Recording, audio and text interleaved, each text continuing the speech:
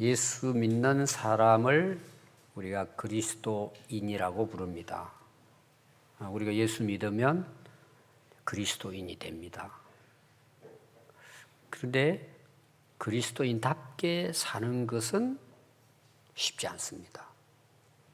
그건 또 다른 문제라고 볼 수가 있겠죠.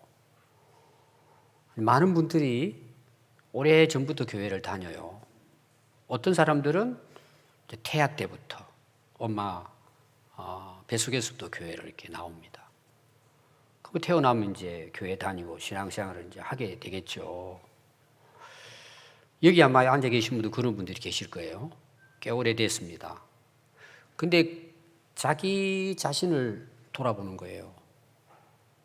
내가 진짜 이 그리스도인답게 살고 있나? 이런 이제 생각을 우리가 해보면, 야, 나는 아직도 멀었네. 아마 이렇게 생각하는 분들이 제가 볼 때는 꽤 많이 될 거라고 봐요. 그렇게 오랫동안 예수님을 믿고 교회를 다녔는데 이것밖에 안 될까? 그래서 우리가 예수님을 믿고 신앙생활을 함에도 불구하고 아직도 옛 생활을 그대로 하고 있단 말이에요. 그리고 세상의 어떤 그 일들에 따라서 믿음이 흔들리는 거예요. 그리고 그냥 세상에 취해서 살아간단 말입니다. 우리가 예수 믿는 것은 참 쉬운 것 같는데 진짜 예수님을 믿고 내 이 속 사람이 변화되고 실제로 내가 그리스도인답게 살아가는 문제는 쉽지 않아요. 이게 아마 우리가 하나님 나라 갈 때까지 우리들의 숙제일지도 몰라요.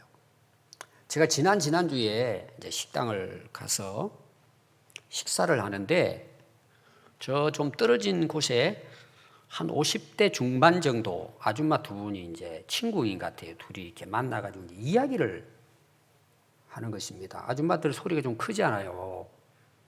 그게 들리는 거예요. 제가 밥을 먹으면서 무슨 이야기냐 그러면은 한 친구가 이제 이런 이야기 합니다. 내가 이렇게 사는 게 아니잖아. 내가 이렇게 살아서 되겠냐고. 그리고 이제 친구한테 이런 이제 이야기를 합니다. 내가 이렇게 살려고 한 게 아닌데, 야, 내가 옛날로 처음으로 돌아갈 수는 없겠지. 그런 이야기예요. 그래서 제가 듣는데 좀 마음이 좀 그런 거 있잖아요. 안타까운 거. 그래서 결국은 이거죠. 내가 이 50평생 살아왔는데 이게 아니라는 거예요. 젊은 시절로 돌아가고 싶은데 그거 가능하겠습니까? 거기에 대한 한탄을 이야기하는 거예요. 우리 인생을 처음부터 다시 시작하기는 어렵습니다. 아무도 할 수가 없어요. 그렇다고 우리가 희망이 없느냐? 아니에요. 오늘부터 시작하면 돼요. 근데 사람들이 이걸 안 하는 거예요. 한탄만 하는 거예요. 원망만 하고 탓만 하는 거예요. 그 헛된 거잖아요. 오늘 시작하면 돼요. 아멘. 저는 오늘 여러분이 시작할 수 있기를 바라요. 오늘 결단하면 지금보다 10배, 20배, 100배 새로운 인생을 살 수 있어요. 근데 그걸 안 하는 거예요. 사람들이 원망만 하고. 얼마든지 우리는 변화될 수 있고 얼마든지 아름답고 복된 인생을 오늘 시작할 수 있어요. 아멘. 좀 크게 하십시오. 아멘. 예수 믿는 게 뭐예요? 새로운 변화예요, 여러분. 예수 믿으면 변화되는 거예요. 물론 사람마다 이제 다르긴 하겠죠. 한번 여러분 생각해 보세요.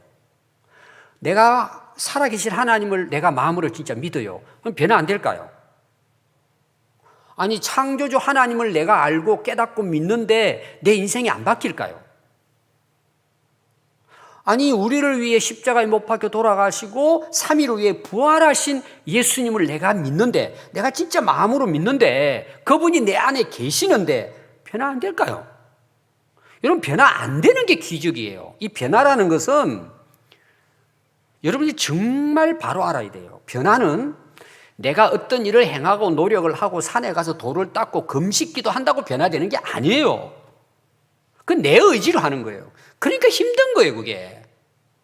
근데 예수님, 하나님을 내 안에 모셔드리면 예수님 때문에 변화가 되는 거예요. 그 하나님의 능력이 나를 변화시키는 거지 내가 뭔가 있어가지고 변화되는 게 아니란 말이에요. 이게 다른 종교하고 기독교의 완전히 다른 차이예요. 한번 보십시오, 여러분. 내가 교회를 그렇게 오래 다니는데 예수님 내 안에 없어요. 안 계세요. 내가 마음으로 안 받아들였어요. 그런데 신앙생활을 하고 있어요. 얼마나 힘들겠어요, 여러분. 오늘 여기 이제 어르신들 중에 이제 부부가 나오신 분 계실 거예요.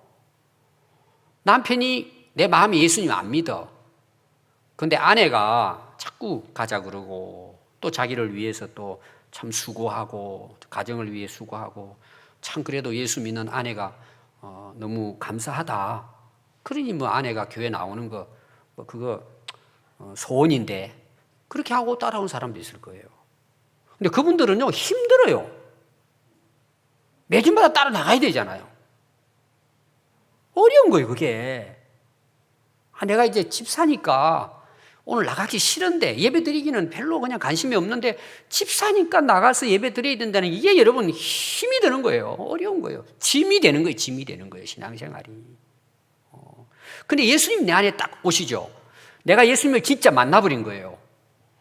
너무나 자유롭고 평안하고 교회 가는 게 너무 즐거워요. 좀 더 크게 하십시오. 이게 변화예요, 여러분. 그분이 나를 변화시켜 주시는 거예요. 저는 우리 평안교회 성도들이 정말 이런 은혜가 있기를 바라요. 그래서 예배 드리는 게 감동이 되고 감격이 되고 진짜 기도할 때마다 간절해지고 눈물이 나고 말씀 들을 때마다 그 말씀이 들어오고 내 안에 이게 놀라운 은혜예요, 여러분. 그게 은혜예요, 여러분. 근데 성경에 보면은요 급변한 사람이 급변. 저는 한 사람을 딱 소개하면은 당연히 사도 바울이에요.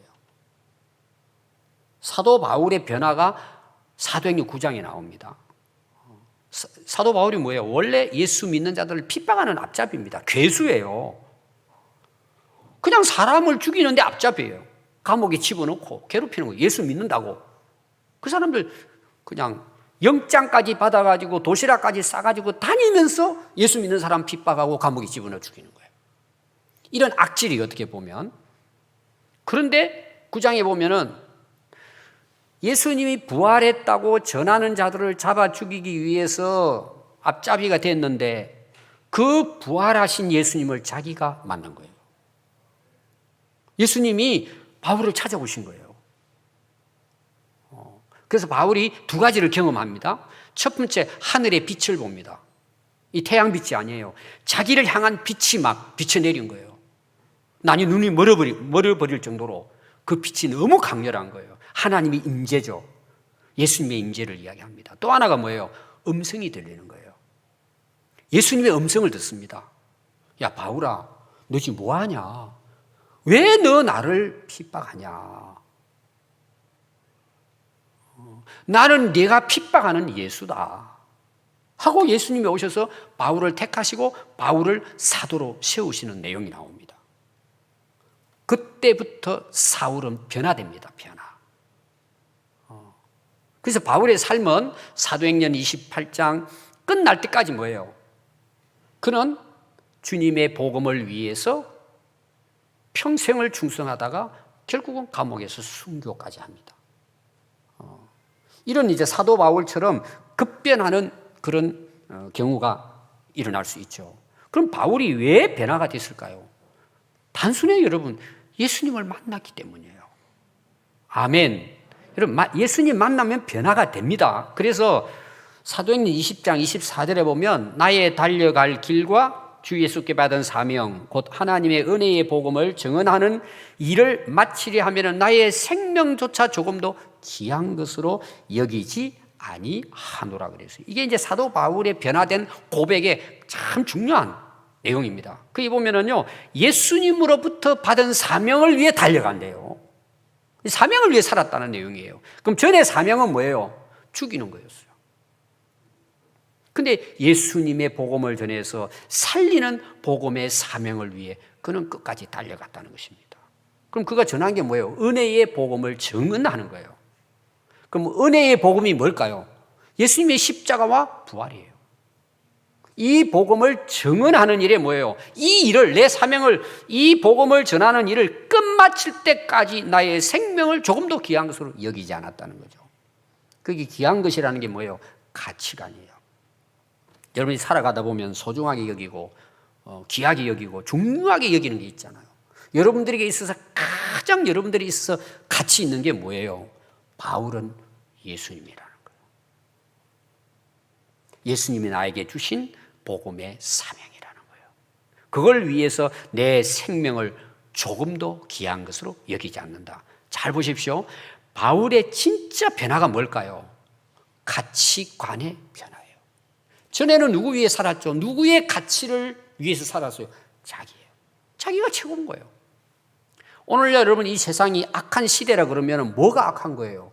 물론 뭐 이렇게 죄를 짓고 또 못된 짓을 하고 이런 것도 이제 악한 것이 되지만은 근본적으로는 뭐예요? 가치관의 문제가 있는 거예요. 자, 부모는 자녀를 낳아서 길러야 할 사명이 있죠. 근데 자기 가치만을 드러내면 뭐예요? 나중에는 자식도 없어요. 부모도 없어요. 형제도 없어요. 나중에는 부부도 없어요. 오직 자기야, 자기. 그 오늘의 시대를 저는 가리켜서 자기 가치만을 위해 살아가는 세상이 돼버린 거예요. 그러니까 뭐예요? 사회도 없어요. 다른 사람 생각 안 해요. 그래서 부모도 어떤 경우는 자식들을 이용하고, 자식들은 부모를 이용하고, 형제를 이용하고, 또 뭐예요? 이웃을 이용해 먹고, 사기치고, 이런 현상이 일어나는 이유가 뭐예요? 자기가 최고의 가치예요. 사도 바울도 그랬어요. 근데 이게 어떻게 바뀌어졌다고요? 예수님의 은혜의 복음을 전하는, 그러니까 예수님이 내 인생의 가치로 변화됐다는 거예요. 그래서 뭐예요? 내 생명을 조금 더 귀한 것으로 여기잖아요.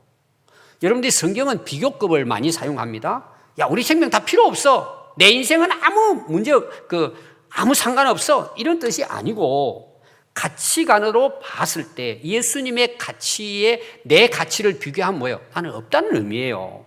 내 가치가 필요 없다는 내용이 아니고 너무나 예수님의 가치가 위대하다는 것을 그렇게 표현하는 거예요. 여러분, 우리 생명이 얼마나 소중해요. 그런데 이 생명이 뭐예요? 주님을 위해서 살아가는 데 있어서는 뭐예요? 내 생명의 가치는 그분의 가치와 비교하면 아무것도 아니라는 거예요. 그게 변화예요, 변화. 사람의 변화는요, 가치관의 변화에 의해서 변화가 되는 거예요. 자, 지금 여러분들이 살아가고 계십니다. 한 주간 동안 살아오셨어요. 지금 나이 먹도록 여러분 인생을 살아오셨어요. 여러분 어떻게 살아온지 아세요? 여러분들이 가치 있다고 생각하고 소중하게 생각하는 것을 위해 살아온 거예요.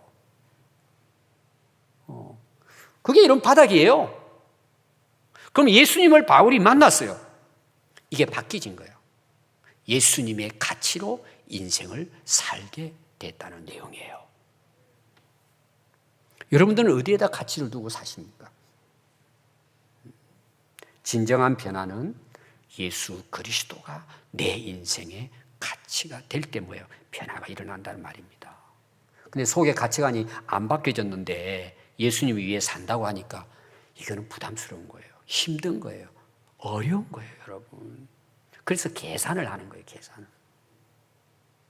이런 가치는 계산을 하잖아요. 이게 좋고 이게 나쁘고 다 있잖아요. 그래서 사도 바울이 변화가 된 거예요. 가치관의 변화가 되니까. 근데 오늘 우리가 읽은 이 고린도전서 15장은 1절부터 58절까지 나오는데 딱 하나의 주제가 뭐냐? 부활에 대한 거예요. 그걸 부활장이라 그럽니다. 자, 고린도 교회를 여러분 보시면은 고린도 교회 1장에서부터 고린도 교회 모습이 나와요. 어떤 모습이냐? 네파로 나눠서 싸워요. 오늘 말하면 정치꾼들이 당파 싸움 하는 것처럼 교회 안에서도 파를 만들어 가지고, 당을 만들어 가지고 네 파가 나누어 가지고 서로 싸우는 거예요. 자기 옳다고. 이게 이런 말이 됩니까? 하나님 믿고 예수 믿는 교회가 당을 지어 가지고 네 파로 나누어 가지고 자기들이 옳다고 내세우고 다른 사람 무시해 버리고, 여러분 이게 교회일 수가 없잖아요. 그러니까 여러분 초대교회 그러는데 초대교회가 다 좋은 게 아니에요. 그때나 지금이나 똑같아요, 여러분. 그런 교회에 사도 바울이 복음을 전해서 이제 말씀을 전해서 붙인 것이 이제 이 고린도전서라는 편지예요. 근데 15장에 나오는 내용은 부활에 대한 내용이에요. 이 마지막 부분에 대한 내용이잖아요. 그럼 여러분 왜 부활장을 마지막 딱 15장 그리고 16장은 일꾼들에 대한 이야기인데 왜 이 기록했을 것 같아요? 딱 이런 결론이에요. 오늘로 말하면은 너희들 예수님 부활을 믿냐? 너희들이 진짜 예수님을 마음으로 믿냐? 너희들이 정말 마음에 예수를 믿지 않으니까 교회가 그렇게 엉망이지. 그렇게 신앙생활 하는 거지. 이런 어떤 결론 부분에 가서 사도 바울이 진단을 하고 부활장에 대한 말씀을 기록했단 말이에요. 그러니까 다시 말하면 뭐예요? 너희들이 정말 나를 위해 십자가에 돌아가시고 3일 만에 부활하신 그분을 믿으면 변화된다는 내용이에요. 내가 그렇게 변화됐다 하는 것을 증명하고 보이는 내용이 15장 1절로 58절 긴 장에 기록이 되어져 있습니다. 그래서 15장 1절에 보면 사도 바울이 전한 복음이 나와요. 이 복음을 너희에게 알게 하노니 이는 너희가 받은 것이요 그 위에 너희들이 서 있다. 너희가 만일 내가 전한 그 말, 복음이죠, 예수 그리스도에 대한 부활입니다. 그 말을 굳게 지키고 헛되이 믿지 아니하면 그로 말미암아 구원을 받는다는 거죠. 자, 우리가 믿음을 갖고 있습니다. 오늘 여기 보니까요, 믿음은 두 가지가 있습니다. 진짜 믿음이 있고 헛믿음이 있는 거예요. 헛믿음이란 말은 뭐냐 하면 교회는 다니는데 여기에 안 믿으시는, 여기 내 속마음으로 내 마음으로 예수님을 안 믿는 거예요. 입으로는 믿는다고 해요. 그 헛되이 믿는 거예요. 그게 그 헛되이 믿으면 어떻게 될까요? 헛되이 믿는다는 말은 믿음이 없다는 내용이에요. 구원받을 수 있어요, 없어요? 없죠, 당연히. 그런데 헛되이 믿지 않는 거예요. 진짜 예수님을 부활하신 예수님으로, 나를 위해 십자가에 돌아가신 예수님으로 내가 믿게 될 때 뭐예요? 너희들 구원을 받는다. 그게 복음이에요. 여러분 오늘 혹시 헛되이 믿는 분들, 오늘 정말 예수님을 믿고 여러분 구원받는 은혜가 있기를 바랍니다. 내가 진짜 믿으면 어떻게 돼요? 사람이 바뀌어요. 인생이 새로워진단 말이에요. 그럼 바울이 전한 복음의 핵심이 뭘까?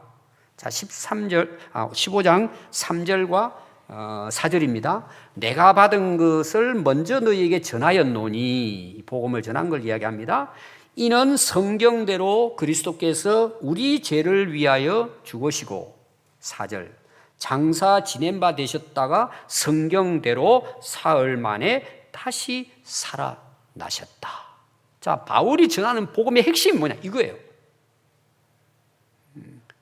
예수님은 우리 죄를 담당하시고 십자가에 돌아가시면 우리 죄를 다 속죄해 주셨다. 대속해 주셨다. 해결해 주셨다.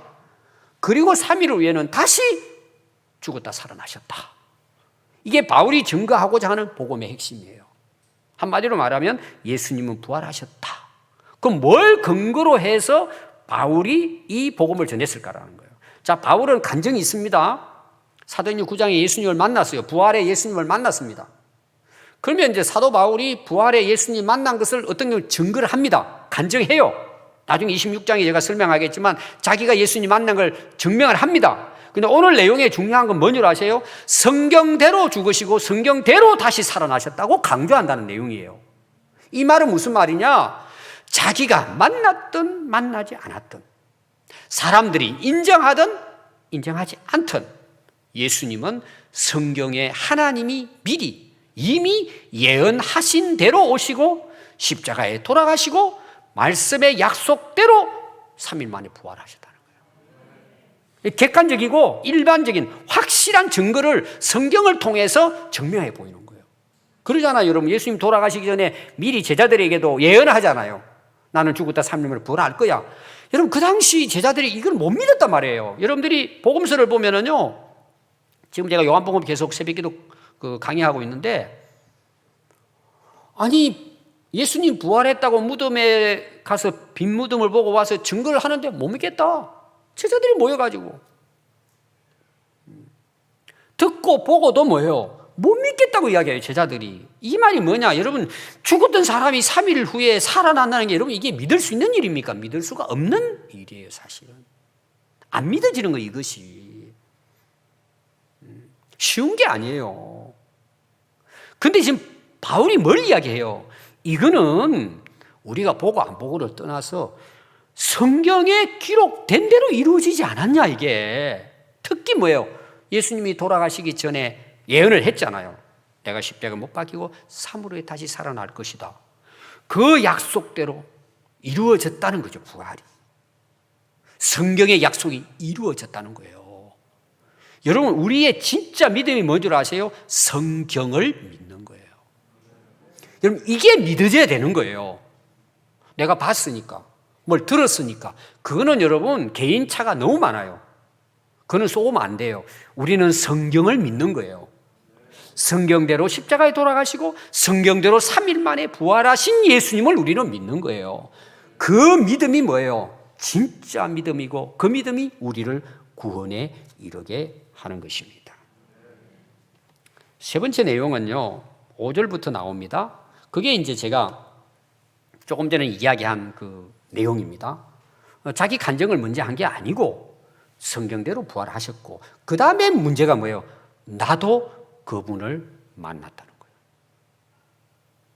그게 진짜라는 사실을 내가 어떻게 알 수 있었냐? 정말 내가 부활하신 분을 만났다는 거예요. 이 대단한 여러분 고백입니다. 그래서 5절부터 보면 게바에게 보이시고, 예수님 부활하셔서 게바는 베드로의 다른 이름입니다. 아람어. 후에 12제자에게 보여주시고 그 후에 500여 형제에게 일치해 보이고, 오늘 우리로 말하면 우리가 예배를 드리고 있는데 500명 정도 예배를 드리고 있는데 부활하신 예수님이 오늘 여기 오셔서 나 살아났다고 보여주셨다는 거예요. 그냥 제자들끼리 몇 사람 모여가지고 정신이 그냥 좀 이상해가지고 뭘 봤다 이게 아니고 500명이 동시에 봤다는 내용이에요. 지금도 대다수가 살아있고 어떤 사람은 돌아가셨다. 그 후에 야고보라고 하는 사람에게 보여주셨고 모든 사도에게 보여주셨고 8절에는 맨 나중에 만삭되지 못하여 난 자 같은 내게도 보여주셨다. 그 바울의 고백이요, 참 여러분 이게 간절한 고백입니다. 맨 나중에 만삭되지 못한 나 같은 자에게도, 이 표현이에요. 예수님 만나기 전에 어땠어요? 내가 최고예요. 나 같은 학자 없어요. 최고의 박사예요, 그 당시. 여러분, 바울은 율법 학자 중에 학자이면서도 자기가 그 율법을 지키는데 험없이 지킨 사람이에요. 아마 오늘날도 이런 바울 찾아보기 어려울 거예요. 그런 바울이 한 일은 뭐예요? 예수 믿는 자 잡아 죽이는 답잡이에요. 왜? 예수님을 안 믿었기 때문에. 그런데 뭐예요? 만삭되지도 못한 덜 된 나를 찾아오셔서 나를 만나 주셨다. 자기가 경험한 예수님을 지금 증거하고 있는 거예요. 그러니까 여러분들이요, 오늘날 이제 교회를 다니면서도 그냥 우리가 뭐 겸손 뭐 이런 차원이 아니고 실제 우리의 생활 속에서 저는요, 예수 만나고 나서 보니까 저는 만삭되지 못한 자예요. 오늘 말하면 7푼이 8푼이에요. 엄마 뱃속에 10개월 있다가 충분히 이렇게 자라서 나와야 되는데 너무 이상이 생겨서, 몸이 이상이 생겨가지고 7개월 만에 나왔다는 거예요. 뭔가 어리석하고 나는 모자라게 태어났다는 표현이에요. 자기 표현이. 자기를 그렇게 표현하는 거예요. 여러분, 그거 아무나 표현할 수가 없어요. 우리는 입으로는 뭐 그렇게 표현하는데 속으로는 뭐예요? 자기 교만으로 가득 차 있을 때가 많잖아요. 여러분, 예수님 만나면요, 제가 변화된다 그랬죠? 여러분, 변화가 되게 돼 있어요. 야, 내가 진짜 7푼으로 살아왔구나. 왜 내가 저렇게 어리석게 살아왔을까? 그래서 변화가 되는 거예요. 바울은 자기가 예수님 만난 것을 이렇게 표현을 하고 있습니다. 여러분, 증인이라는 말을 많이 사용합니다. 사도 바울은 복음의 증인이라고 자기가 이제 표현을 합니다. 정언을 하는 증인이었어요.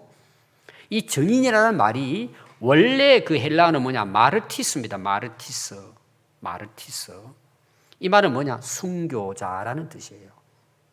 그 당시 법정에서 증언을 하려면요, 목숨을 걸어야 돼요. 제가 오늘날로 제가 쉽게 표현하면 이거예요. 제가 이제 길을 가다가 어떤 그 강도가 그 돈을 뺏으려고 사람을 칼로 찔러 죽이고 돈을 빼앗아 간 걸 제가 눈으로 이렇게 딱 지나가다 본 거예요. 결국은 나중에 이제 재판을 받게 됐는데 제가 이제 법정의 증인으로 선 거예요. 제가 목격자니까. 그럼 제가 지금 같은 경우에는 서로 이제 얼굴을 안 보이게 하지만 옛날 같은 경우에는 그냥 법정에 대놓고 세워놓고 이제 물어보고 그랬단 말이에요. 옛날에는. 그게 참 모자랐던 거죠. 그때 당시. 그럼 여러분 한번 보십시오. 그 사람이 살인 강도예요. 몇 사람 죽인 사람이에요. 근데 이번에 걸린 거예요.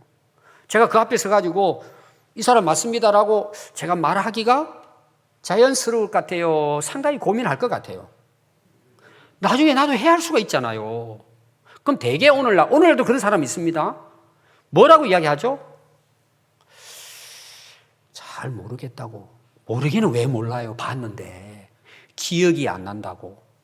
왜? 그게 무섭잖아요. 생명의 위협을 당할 수 있잖아요. 옛날에는 더 그랬습니다. 옛날에는. 사람들이 정말 법정에 딱 서가지고요. 자기에게 해가 돌아올 것 같고 손해볼 것 같고 생명의 위기를 만난다. 누가 증언을 해요? 가지도 않아요. 안 하다고 본 적이 없다고. 나 안 가겠다고. 거부해버릴 걸 대부분요.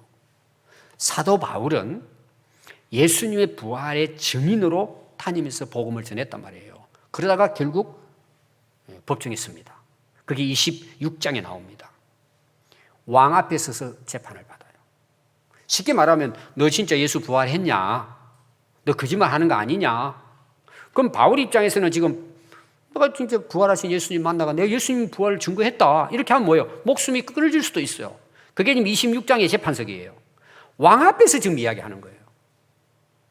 그럼 여러분 사도 바울이 증인으로서 어떻게 증언을 했을 것 같아요? 여러분 꼭 집에 가서 읽어보세요. 26장. 너무 은혜가 됩니다. 저는 읽을 때마다 이게 가슴이 뜨거워져요. 바울에 대해서. 이렇게 이야기합니다. 대개 같으면 뭐예요? 우선 그 죽음의 위기를 좀 이렇게 모면을 하고 나중에 복음 전해도 되잖아요. 당당하게 이야기합니다. 뭐라고 이야기하느냐? 나 예수 만났다. 내가 옛날 예수 죽이는데 앞잡이 했지 않냐? 근데 내가 다메섹 도상 가는데 빛이 임하고 음성을 듣고 내가 예수님 만났다. 예수님 나를 사도로 세워주셨고 나는 그 증인으로 지금까지 살아가고 있다 하면서 막 어떻게 보면 전도를 하는 거예요. 전도를. 그리고 결론이 뭔지 아세요? 예수님은 십자가에 죽었다가 다시 살아나셨다. 그러니까 거기에 로마의 총독이 그때 당시 베스도 크게 고함을 지릅니다. 이 미친놈 봐라. 네가 학문을 너무 똑똑해가지고 너 미쳐버렸구나. 그러고 미친놈 그러고 막 해댑니다. 그럼 바울이 또 가만히 있질 않아요. 총독이여, 내가 미치지 않았어요. 나는 똑바른 정신을 가지고 당신에게 이야기하는 거예요. 당당하게 거기에 대해서 이야기합니다. 그리고 또 왕에게 담대하게 이야기합니다. 아그리빠 왕 앞에서 이야기를 해요. 왕이여, 예수님의 부활은 저 농촌 구석진 데서 한두 사람 본 게 아니고 공개적으로 모든 사람들에게 나타나서 행했습니다. 왕이여, 내가 지금 손에 묵힌 것 외에는 왕도 나와 같이 예수 믿고 구원받기를 원합니다. 이걸 멋있잖아요. 그러니까 오히려 뒤바뀌어졌어요. 재판을 받아서 죽임을 당할까 말까 위기에 있는 바울이 오히려 재판관이 돼가지고 그들에게 복음을 전. 당신들 예수 믿어야 구원받을 수 있어. 저는 우리 평안교회 모든 성도들이 증인이 될 수 있기 바랍니다. 나도 변화될 뿐만 아니라 우리 가족들도 변화가 되고 많은 사람들을 살려내는 부활의 증인으로 여러분 인생 멋있게 살아갈 수 있기를 바랍니다. 그러면서 15장 13절 이후로 만약에 예수님의 부활이 없다면, 우리가 죽었다가 부활이 없다고 한다면 무슨 문제가 생기겠느냐? 그 문제에 대한 몇 가지 열거를 합니다. 첫 번째, 예수님도 다시 살아나지 못했을 것이다. 하나님이 부활시킬 수가 없었다면 예수님이 다시 살아났을 수 없을 것이다. 13, 16절에 나옵니다. 14절에는 복음을 전하는 것도 부활을 믿는 우리 그리스도의 믿음도 다 헛되다. 15절에는 하나님의 거짓 증인으로 나중에 밝혀질 것이다. 거짓말 하는 거잖아요. 부활 안 했는데 부활했다 그랬으니까. 나중에 밝혀지게 될 것이다. 지금까지도 뭐예요? 부활은 역사적 사실로 인정되고 있습니다. 17절, 18절은 여전히 우리가 죄 가운데 있고 그리스도를 믿고 죽은 자도 다 망했을 것이다. 부활이 없으니까 끝난다는 내용이죠. 19절에는 모든 사람 가운데 예수 믿는 사람, 가장 불쌍한 사람이다. 왜 예수 믿는다고 핍박받고 어떤 사람 감옥 가고 고문당하고 죽임까지 당했는데 부활이 없다고 하니 가장 정말 어리석고 미련하고 불쌍한 자들이 그리스도인일 것이다. 그러면서 20절이에요. 그러나 이제 예수님이 부활하심으로 잠자는 자들의 첫 열매가 되어주셨다. 여러분, 첫 열매는 뭐예요? 저도 이제 꽃나무 같은 키우고 뒤에 이제 우리 그 텃밭에 과일나무를 한 열 몇 개 종류별로 제가 심어놨습니다. 올해는 제가 볼 때는 약간 성공해 보여요.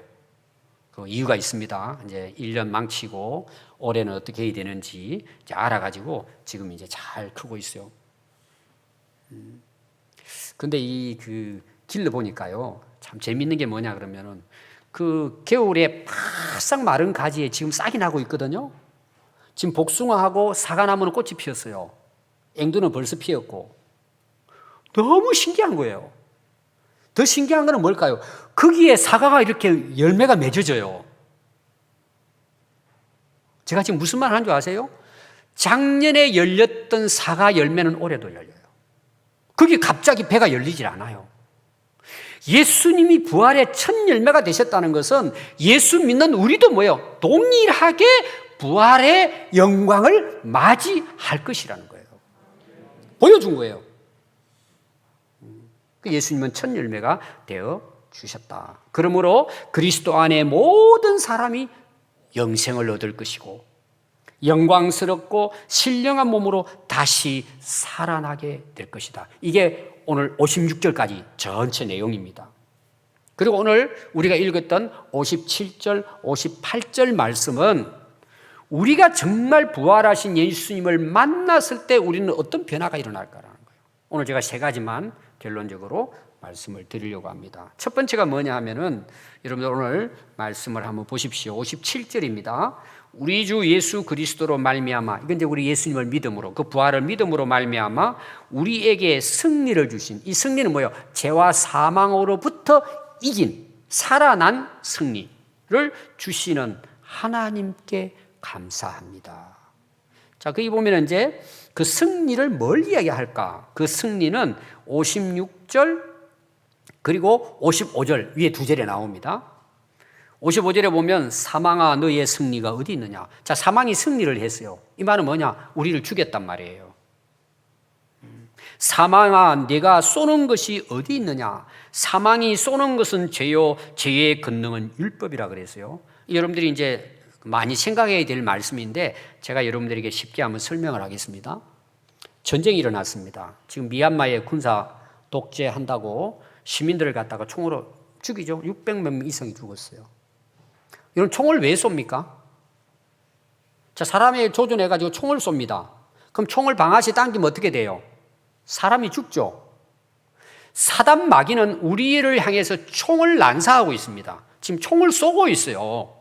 그럼 왜 총을 쏘느냐? 자, 군인이 민간인을 쏩니다. 그러면 쏜다는 뭐예요? 너희들 왜 폭동 일으키냐?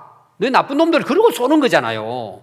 너희들 죄인이야 그러고 쏘잖아요. 사형수를 왜 여러분 죽입니까? 죄를 짓기 때문에 죽이잖아요.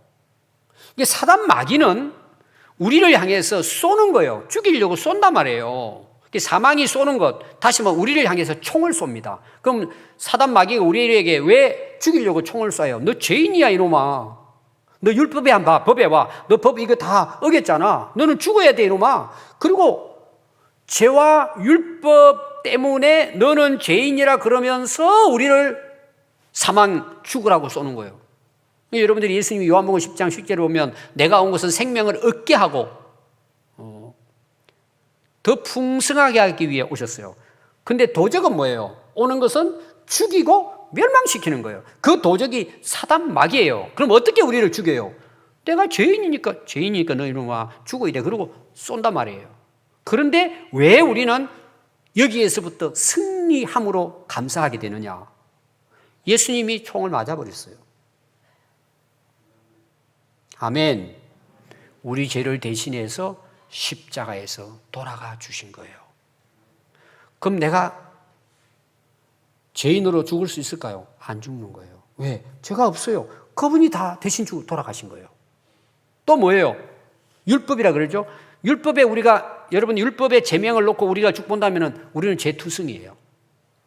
근데 예수님은 그 율법에 우리의 모든 죄를 짊어지시고 십자가에 못 박혀 대신 죄인으로 돌아가셨어요. 그래서 우리가 율법을 펴가지고 하나님의 심판을 받으려고 하는데, 또 사단 마귀가 우리 죄를 가지고 쏘아 죽이려고 하는데, 딱 예를 들어서 재판을 하려고 그 죄에 대한 고발장을 딱 열어보니까 백지야.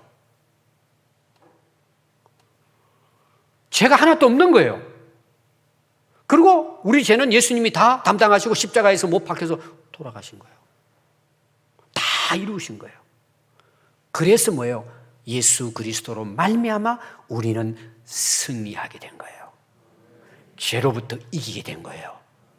이것을 감사한다는 내용이에요. 그래서 여러분 진짜 우리가 예수님 믿고 우리가 그 예수님의 부활을 내가 확신하게 될 때 우리는 감사하게 되는 거예요. 모든 게 감사해요. 여러분 많은 분들의 경험이 있잖아요. 죽을 위기를 만나고 정말 병원에서 오랫동안 고생하다가 정말 치유가 되어 나왔어요. 그럼 여러분 세상이 달리 보이는 거예요. 제가 오래전에 우리 성도들 중에 아이가 삼성병원에 위기를 만나서 급하게 전북대병원에서 이송해가지고 갔는데, 결국은 삼성병원 의사가 제가 9시나 도착했는데 3일 안에 끝납니다. 그리고 애를 덮어놓은 거예요. 링기를 꽂아놓고. 그래서 제가 간호사 보고 내가 군산에서 올라온 목사인데 한 번만 기도하고 가겠다고 그랬더니 그 엄마가 그러더라고요. 목사님, 그 의사 선생님이 예수 믿는 사람인데 기도밖에는 제가 할 게 없다고 했다고 그러더라고요, 의사가. 그래서 제가 이제 기도하러 간다니까 이제 간호사가 문을 열어줘가지고 들어가서 기도하고 나왔는데 살아났어요.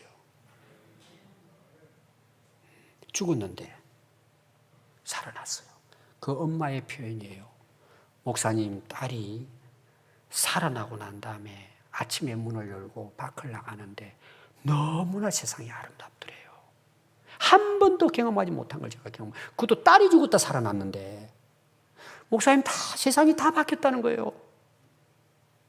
아니, 옛날에 세상이 뭐가 바뀌었어요? 그대로인데 내가 바뀌어지고 내가 살아나니까요, 모든 게 감사해요.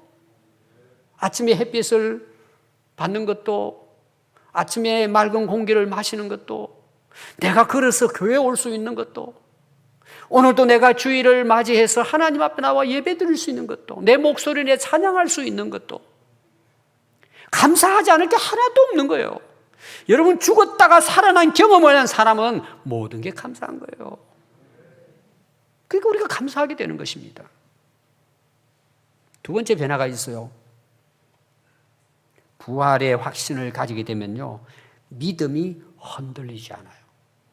변질되지 않아요. 그래서 오늘 말씀 보니까 견실하며 흔들리지 말고. 여러분, 얼마나 세상 풍파가 심합니까, 여러분? 여러분 지금도 힘들고 어려운 분들 계실 거예요. 내가 앞이 안 보이고 이런 인생을 내가 살아야 되나 정말. 그래도 여러분, 예수님 만나고 예수님의 부활을 믿고 부활의 소망을 가진 자는 흔들리지 않아. 믿음이 오히려 뿌리가 더 깊어져요. 더 든든하게 쓰고 오히려 그 고난 가운데 더 주님의 은혜를 경험하게 되는 거예요. 흔들리지 않아요, 여러분. 부활의 신앙을 가진 사람은요, 죽음 앞에서도 믿음이 흔들리지 않아요. 굳건한 믿음으로 승리하게 될 줄로 믿습니다. 세 번째 변화가 뭔지 아세요? 오늘 말씀에 제가 주제입니다. 항상 주의 일에 더욱 힘쓰는 자들이 된다는 거예요. 자, 거기 세 가지입니다. 항상이에요. 한 번이 아니에요. 어제까지 잘했는데 오늘은 안 해도 되겠지가 아니라 더욱 항상 주의 일에 힘쓴단 말이에요. 저는 우리의 신앙생활, 예수님을 만난 자의 확실한 변화는 뭘까요? 주의 일에 항상 더욱 힘쓰는 자예요. 세상에는 두 가지 일이 있습니다. 세상의 일, 자기 일이 있고 주의 일, 하나님의 일이 있습니다. 여러분들이 지금까지 열심히 일하고 살아오셨을 것입니다. 한 주간 동안에도 여러분 직장생활, 참 어려운 사업, 여러분들 일이 나간다고 쉽지 않았을 것입니다. 그 일을 왜 하십니까, 여러분? 누구를 위한 일입니까? 자기를 위한 일입니까? 하나님을 위한 일입니까? 한번 여러분 잘 한번 생각해 보세요. 제가 아까 가치관의 변화가 있다고 분명히 이야기했습니다. 자, 내 가치관이 바뀌어지죠. 그럼 내 하는 모든 일이 주의 일이 되는 거예요. 너희는 먹든지 마시든지 무슨 일을 하든지 다 하나님의 영광을 위해 하는 거예요. 전에는 어떻게 했어요? 전부 다 자기 위해서 하는 거예요. 자기 위해.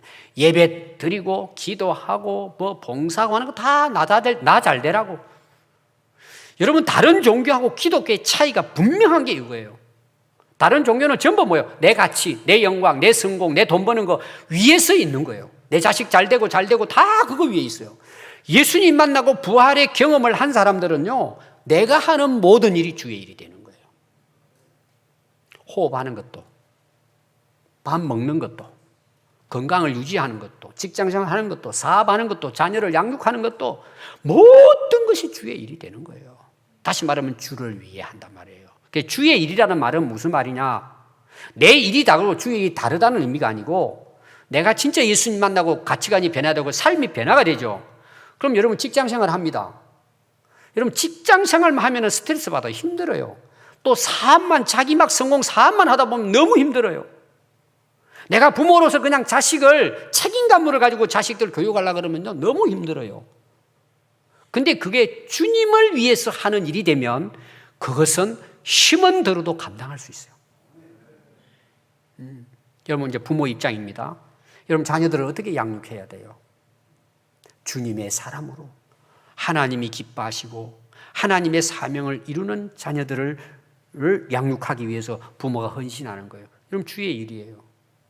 여러분 직장생활 힘들죠? 근데 가서 여러분 일만 생각하면 힘들지만 뭐예요? 내가 오늘도 여기 와서 열심히 일해서 내가 하나님 나라를 위해 주의 이름을 위해 주님의 영광을 위해서 오늘도 내가 열심히 일해야 되겠다.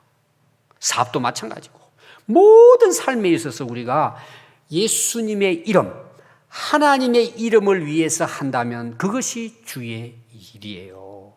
그럼 그 일의 결론이 뭘까요? 영혼을 살리는 거예요. 제가 사도 바울 처음에 그랬잖아요. 죽이는 사람이 예수 만나가 살리는 사람으로 바뀌어진 거예요. 그러니까 모든 사도 바울이 하는 일이 뭐예요? 아까 제가 먹든지 마시든지 그 사도 바울의 고백이거든요. 다 하나님의 영광, 영혼을 살리는 일을 위해서 자기는 살게 됐다고 고백한 것입니다. 요한복음 6장 27절에 보면 썩을 양식을 위해 일하지 말고 영생하도록 있는 양식을 위해서 일하라 그랬어요. 육체의 일은 썩을 것을 얻지만 성령을 위해 일하는 자는 영생을 얻게 됩니다. 오늘 결론의 말씀을 보시면은 우리가 주를 위해 하는 모든 일은 결코 헛되지 않다고 말씀하고 있습니다. 사도 바울은 자기의 인생의 목표를 예수 그리스도에게 두고 그리스도 안에서 하나님이 위해서 부르신 부름의 상을 위하여 달려간다고 이야기했습니다. 우리는 목표가 뭐예요? 하늘의 상이에요. 오늘도 우리는 주님이 우리를 주를 위해 살아갔던 수고의 삶에 대해서 반드시 보상하신다는 믿음을 가지고 부름의 상을 위해 우리 남은 인생 끝까지 열심히 달려가는 우리 모두가 될 수 있기를 바랍니다. 기도하겠습니다.